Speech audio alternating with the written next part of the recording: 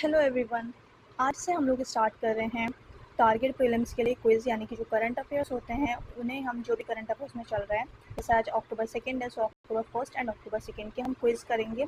Current affairs के quiz जो कि हेल्प करने वाले हैं नेक्स्ट ईयर यूपीएससी के लिए, या फिर अभी जो यूपीपीएससी का एग्ज़ाम होने वाला है उसमें भी करंट अफेयर्स के लिए हेल्प करेंगी क्वेश्चंस।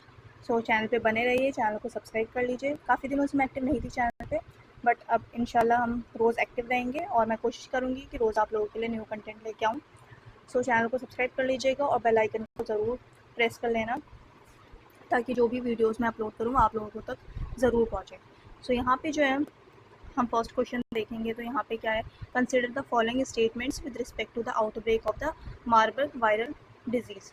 सो यहाँ पे जो डिजीज़ है मार्बर्ग, ये बेसिकली आपके दो स्टेटमेंट्स दिए हैं और इसमें से बताना है कि कौन सा स्टेटमेंट सही है और कौन सा गलत है। सो स्टेटमेंट 1 है, it is a severe highly infectious haemorrhagic fever similar to Ebola.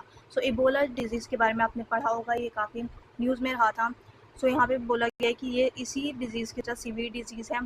Then second statement है, Marburg virus is only found in avian species and human transmission has not been reported till date. So यहाँ पे first statement अगर हम बात करें first statement की, तो first statement यहाँ पे हमारी करेक्ट है बिल्कुल। ये जो एक बहुत सिवियर वायरस है, सिवियर डिजीज़ है, जो कि इबोला डिजीज़ से मिलता जुलता है। तो यहाँ पे ये वायरस जो फर्स्ट डिस्कवर हुआ था, आइडेंटिफाइड किया गया था, ये किया गया था 1967 में। 1967 में जो है ये डिजीज़ आइडेंटिफाई किया गया था जर्मनी में। ये जो जगह है मार्बर्ग, ये बेसिकली जर्मनी में, और ये जगह के नाम के ऊपर ये डिजीज़ रखा गया है, क्योंकि इस डिजीज़ का नाम मार्बर्ग इसलिए रखा गया क्योंकि फर्स्ट टाइम जर्मनी का जो शहर है मार्बर्ग, वहीं आइडेंटिफाइड किया गया था। देन और अगर हम इसकी बात करें तो ये बहुत इन्फेक्टेड डिजीज़ होता है और इबोला से मिलता जुलता होता है। देन सेकेंड स्टेटमेंट की अगर हम बात करें तो यहाँ पे मार्बर्ग वायरस जो है ये can spread from person to person through direct contact with an infected person bodily fluids और कंटेमिनेटेड सर्फेसिस। बट यहाँ पे क्या लिखा है, यहाँ पे लिखा है कि अभी तक कोई भी ह्यूमन ट्रांसमिशन से देखने को नहीं मिला डिजीज़। तो ये स्टेटमेंट क्या होगा, ये गलत हो गया स्टेटमेंट। तो यहाँ पे अगर हम देखें तो स्टेटमेंट जो है हमारी सिर्फ और सिर्फ एक ही स्टेटमेंट सही है, स्टेटमेंट 1। सो जो आंसर होगा हमारा, राइट आंसर क्या होगा, यहाँ पे स्टेटमेंट 1 जो है करेक्ट आंसर है हमारा।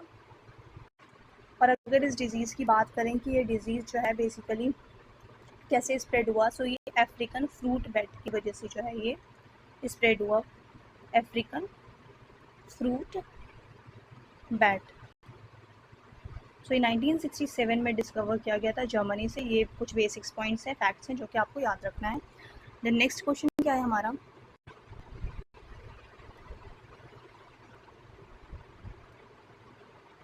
तो यहाँ पे सेकेंड क्वेश्चन है, consider the following statements about स्वच्छ भारत मिशन अर्बन। सो स्वच्छ भारत मिशन जो है ये मिशन बहुत न्यूज़ में रहा है। अब यहाँ पे बात करें स्वच्छ भारत मतलब स्वच्छ भारत मिशन अर्बन के बारे में 2.0।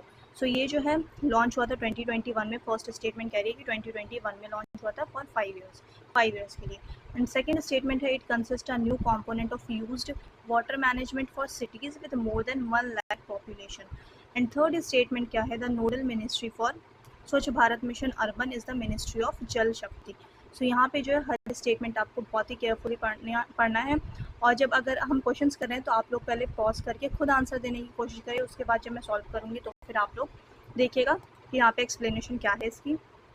सो फर्स्ट अगर हम बात करें फर्स्ट स्टेटमेंट की, तो यहाँ पे फर्स्ट स्टेटमेंट बिल्कुल सही है। इट वॉज लॉन्च इन 2021 में लॉन्च हुआ था और 5 ईयर्स के लिए जो है ये लॉन्च हुआ है, 2021 टू 2025 के लिए। देन अगर हम सेकेंड स्टेटमेंट की बात करें यहाँ पे, तो सेकेंड स्टेटमेंट क्या कह रही है, सेकेंड स्टेटमेंट यहाँ पे हम देखें तो ये क्या है, ये गलत हो गया। It consist of a new component of used water management for cities with more than 1 lakh population. So ये स्टेटमेंट हमारी गलत है, क्योंकि यहाँ पे जो है मोर देन 1 लाख पॉपुलेशन बोला गया है, बट ये किसके लिए है, लेस देन 1 लाख पॉपुलेशन के लिए है, लेस देन 1 लाख पॉपुलेशन। तो ये जो है तो ये वाटर मैनेजमेंट के लिए, सिटीज़ के वाटर मैनेजमेंट के लिए, बट यहाँ पे लिखा है मोर देन 1 लाख पॉपुलेशन, तो ये मोर देन नहीं होगा यहाँ पे अगर लेस देन होता कि लेस देन 1 लाख पॉपुलेशन, तब ये स्टेटमेंट हमारी करेक्ट होती। बट यहाँ पे क्या लिखा है, मोर than 1 lakh population, that's why ये जो है हमारी स्टेटमेंट ये गलत हो गई है। देन थर्ड जो है यहाँ पे लिखा है कि इसे जो इम्प्लीमेंट करेगी मिनिस्ट्री, वो कौन सी मिनिस्ट्री लिखी है यहाँ पे, the nodal ministry for SBMU is the ministry of जल शक्ति। बट यहाँ पे जल शक्ति मिनिस्ट्री नहीं होगी, ये इनकरेक्ट हो जाएगा। जल शक्ति मिनिस्ट्री नहीं नोडल मिनिस्ट्री है। कौन सी मिनिस्ट्री है? Ministry of housing and urban affairs, ministry of housing and urban affairs. So ministry of housing and urban affairs जो है ये मिनिस्ट्री है। इस वजह से थर्ड स्टेटमेंट जो है यहाँ पे रॉन्ग है। यहाँ पे जो आंसर होगा वो क्या होगा? Only one statement is correct. यहाँ पे करेक्ट पूछा था, सो यहाँ पे ओनली वन जो होगा वो राइट आंसर होगा। सेकंड इस वजह से गलत है क्योंकि आप मोर देन 1 लाख पॉपुलेशन के लिए नहीं है, लेस देन 1 लाख पॉपुलेशन के लिए। और जो नोडल मिनिस्ट्री है वो है ministry of housing and urban affairs. अब नेक्स्ट क्वेश्चन है, यहाँ पे स्टेटमेंट 1 है, द वेबसाइट इज, यहाँ पे बताना है कंसिडर फॉलोइंग स्टेटमेंट अबाउट परिवेश 2.0 पोर्टल। सो परिवेश 2.0 पोर्टल है, इसके बारे में आपको स्टेटमेंट दी गई है, ये आपको बताना है परिवेश 2.0 क्या है। बेसिकली परिवेश की फर्स्ट थिंग जो है आपको इसकी फुल फॉर्म पता होनी चाहिए कि परिवेश की फुल फॉर्म क्या है। सो यहाँ पे पहले हम स्टेटमेंट देखते हैं, उसके बाद बात करेंगे। So the website is designed, updated and maintained by the ministry of environment, forest and climate change. Statement 1। Then statement 2 क्या है? It provides a single window platform for environmental clearance, forest clearance, coastal regulation, zone clearance, etc. So यहाँ पे पहले अगर हम बात करें तो परिवेश बेसिकली है क्या? तो परिवेश की अगर हम फुल फॉर्म देखें तो परिवेश की फुल फॉर्म होती है प्रोएक्टिव, परिवेश की फुल फॉर्म है proactive, responsive facilitation by interactive and virtuous environmental single window hub. So Parivesh की फुल फॉर्म क्या है? परिवेश की फुल फॉर्म आप लोग नोट कर लीजिए, proactive, responsive, facilitation by interactive and virtuous environmental single window hub. So यहाँ पे जो है, अब हम स्टेटमेंट्स की बात करें तो कितनी बार ऐसा भी होता है कि स्टेटमेंट में आपको फुल फॉर्म भी पूछ लेते हैं। सो यहाँ पे जो है स्टेटमेंट फर्स्ट है, the website is designed, updated and maintained by the ministry of environment, forest and climate change. So ये स्टेटमेंट बिल्कुल करेक्ट है कि इस वेबसाइट को जो डिज़ाइन किया है, अपडेट किया है, मेंटेन किया है, ये किसने किया है? Ministry of environment, forest and climate change. So statement 1 बिल्कुल करेक्ट है। देन सेकंड स्टेटमेंट है, it provides a single window platform for environmental clearance, forest clearance, coastal regulation, zone clearance etcetera. तो यहाँ पे स्टेटमेंट 2 भी जो क्या है बिल्कुल करेक्ट है, क्योंकि हमने जो बात करी है परिवेश की फुल फॉर्म ही क्या है? Proactive, responsive, facilitation by interactive and virtuous environmental single window hub. So यहाँ पे हमें इससे पता चल रहा है, फुल फॉर्म से ही पता चल रहा है कि ये क्या है? सिंगल विंडो प्लेटफॉर्म है। सो यहाँ पे स्टेटमेंट 2 भी जो क्या होगी? करेक्ट होगी। सो बोथ स्टेटमेंट जो है राइट है, यहाँ पे बोथ स्टेटमेंट जो है यहाँ पे करेक्ट होगी। और अगर हम बात करें, ये क्या है? परिवेश 2.0 की बात हो रही है यहाँ पे, ठीक है। सो परिवेश 2.0 की बात हो रही है, तो इसका सेकेंड फेज़ आया, तो यानी कि इसका फर्स्ट फेज़ भी था। ये सबसे पहले जो ये लॉन्च की गई थी, ये कब की गई थी? ओरिजिनली ये लॉन्च हुई थी 2018 में। सो ये आपको याद रखना है, ये फैक्ट आपको याद रखना है कि परिवेश जो ओरिजिनली लॉन्च हुआ था वो 2018 में हुआ था। और अब जो इसका सेकंड फेज़ है, तो यहाँ पे बेसिकली मोबाइल ऐप जो है वो इंट्रोड्यूस किया गया है। देन नेक्स्ट क्वेश्चन की अगर हम बात करें, तो यहाँ पे पूछा गया है, consider the following statement with regards to commission for air quality management. Commission for air quality management से रिलेटेड यहाँ पे स्टेटमेंट्स दी गई है, और यहाँ हमें बताना है कि कौन सी स्टेटमेंट करेक्ट है। यहाँ पे करेक्ट पूछा है तो हम करेक्ट बताएंगे, consider the following statements with regards to commission for air quality management. तो यहाँ पे स्टेटमेंट 1 है, CAQM was constituted under the Environmental Protection Act 1986।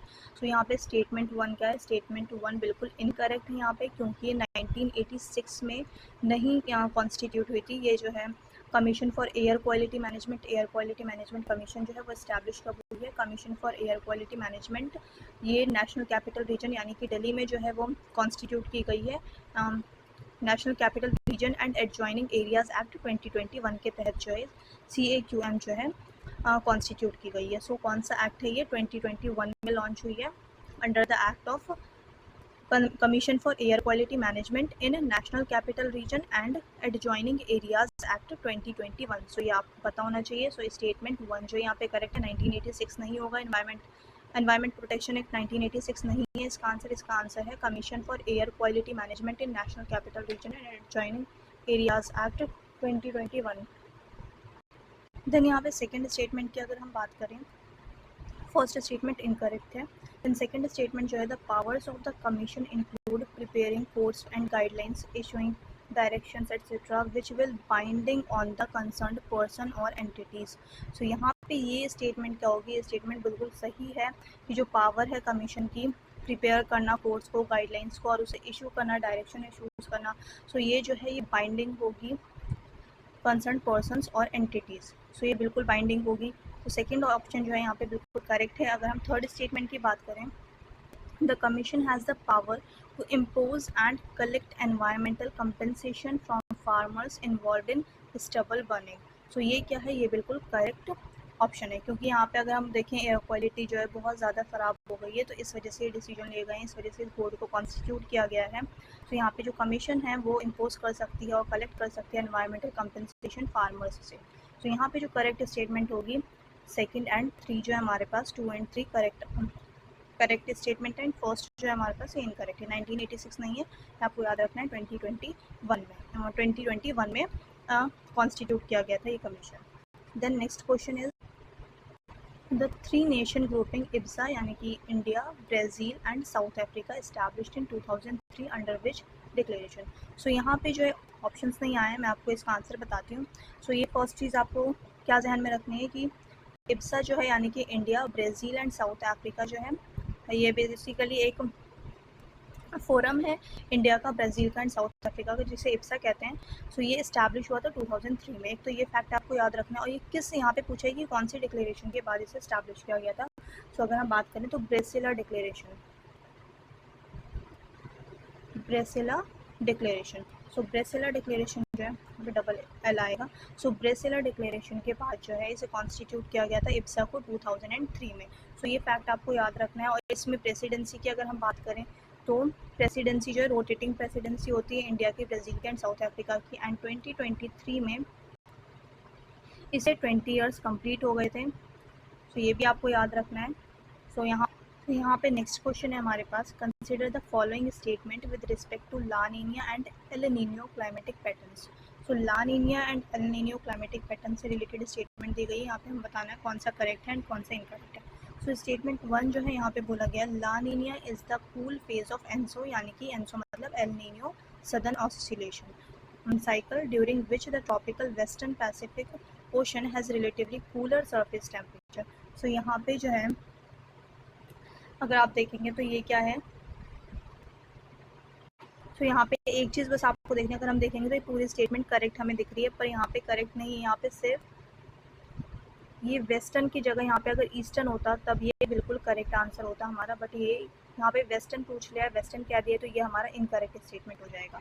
सो ये जो कूलिंग फेज़ होता है ला नीनिया, जो बेसिकली कूल फेज़ होता है एनसो का, एल नीनियो सदर्न ऑसिलेशन का कूल फेज़ होता है ला नीनिया, बट ये कहाँ पे होता है, ये वेस्टर्न पैसिफिक में ना होकर के ईस्टर्न पैसिफिक में होता है। सो ईस्टर्न पैसिफिक अगर होता तभी हमारा राइट आंसर होता।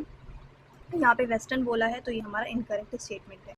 अब हम सेकंड स्टेटमेंट की अगर हम बात करें तो स्टेटमेंट 2 कह रहा है El Nina and La Nina are the opposite phases of the ENSO cycle. तो ये क्या, ये बिल्कुल करेक्ट आंसर है, ये करेक्ट स्टेटमेंट है। सो यहाँ पे जो आंसर होगा वो क्या होगा, statement 1 is incorrect but statement 2 is correct. So यहाँ पे अगर ईस्टर्न होता तो हमारा ही करेक्ट होता, बट ये पूरी स्टेटमेंट जो है बिल्कुल सही है। कूल फेज होता है ला नीनिया किसका, ट्रॉपिकल ईस्टर्न पैसिफिक ओशन का। सो ये चीज़ आपको ध्यान में रखनी है। अब नेक्स्ट क्वेश्चन की अगर हम बात करें,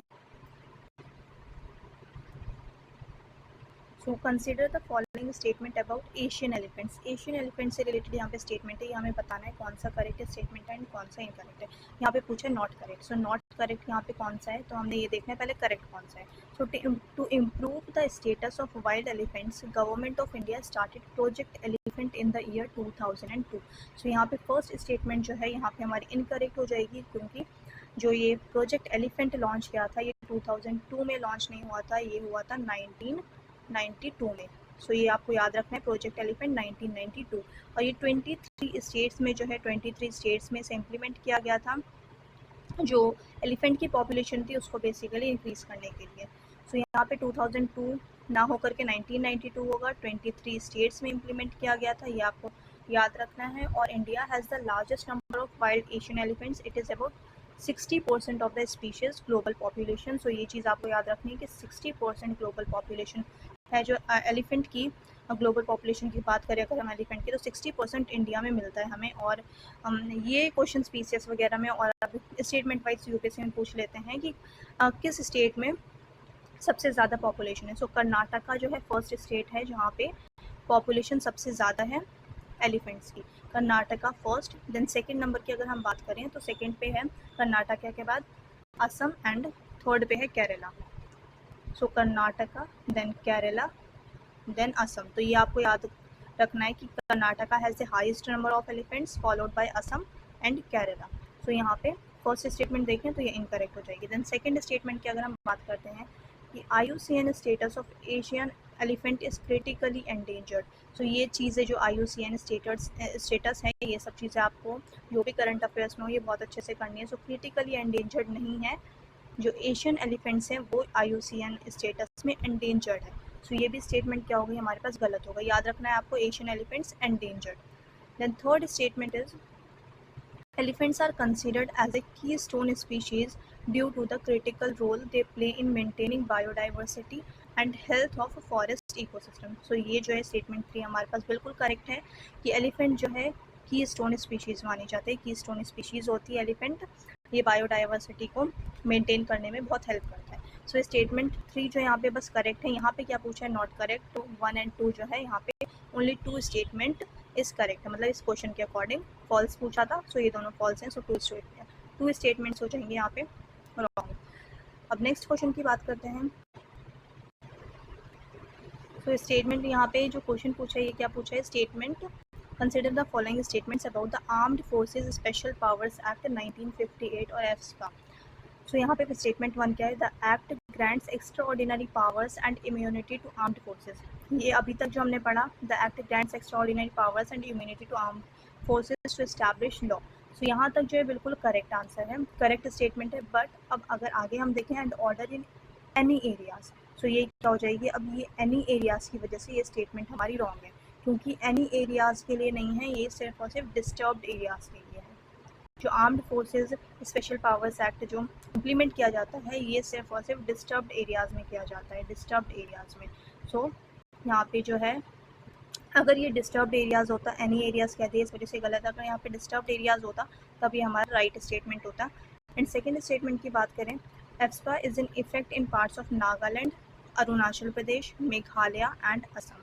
सो ये जो है ये भी हमारे पास क्या है, इनकरेक्ट है। क्यों इनकरेक्ट है, क्योंकि करंटली अगर हम बात करें एफ्स्पा के, सो ये कहाँ है, किस किस स्टेटमेंट है, नागालैंड में है, असम में है, नागालैंड में है, असम में है, अभी करंटली नागालैंड में है, असम में है एंड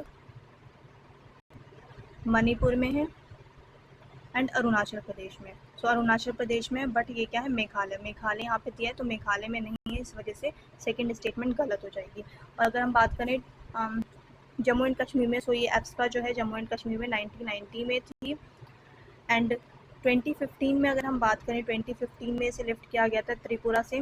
पहले त्रिपुरा में भी थी बट 2015 में वहाँ से हमने हटा दिया था। देन 2018 में मेघालय में थी, मेघालय यहाँ पे ऑप्शन में था, ये गलत है। 2018 में जो था वहाँ पे 2018 में मेघालय में थी एफ्स्पा एंड मिजोरम में 1980s में थी।